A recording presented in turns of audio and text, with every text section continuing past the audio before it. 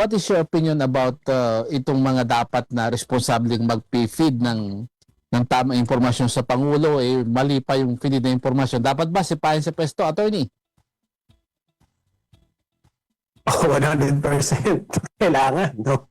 Patrick, katulad ng kanina napanood kita saglit, no? Sinasabi mo yung about doing your job Yes, sir. right, no? Yes, Whatever your job is, right? Whatever your job Yes, is, sir. Apo. do it the Pagigihan. right way, do your best, Yes. right?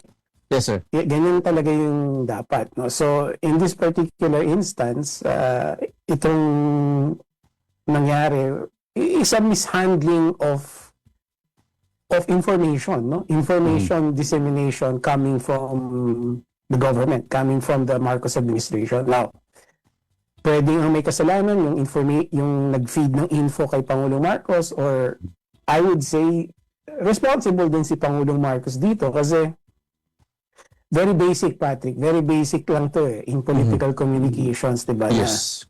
Huwag ka maglalabas ng impormasyon, lalong-lalo na kung top law enforcement official ka, katulad ni Pangulong Marcos. Yes. Huwag ka maglalabas ng information na hindi pa kompleto.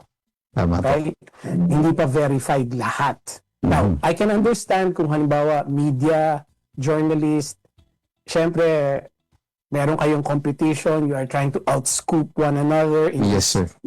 24-hour news cycle. So, meron kayong leeway to say na, sige, ito muna sasabihin ko, abangan natin yung mga susunod na kabanata, as they say. That's perfectly fine with journalists and media, di ba? But coming from government, coming from the president, hindi dapat ganun. Right?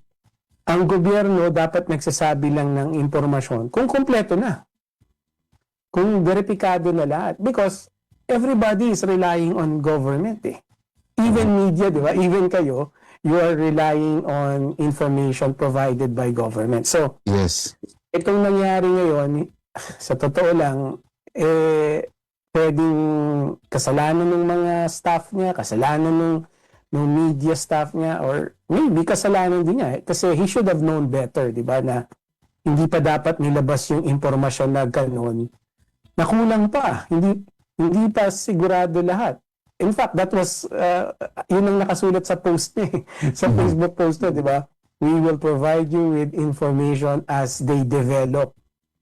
Which is, tama ba yun na galing sa Pangulo? I mean, ikaw nagsabi noon, naiintindihan ko, di ba? Kasi yes, sir. journalist ka, media ka, you are trying to outscoop your competitors, pero Pangulo ka ng bansa, ganun ang post mo sa Facebook, di ba? Parang, it's not acceptable.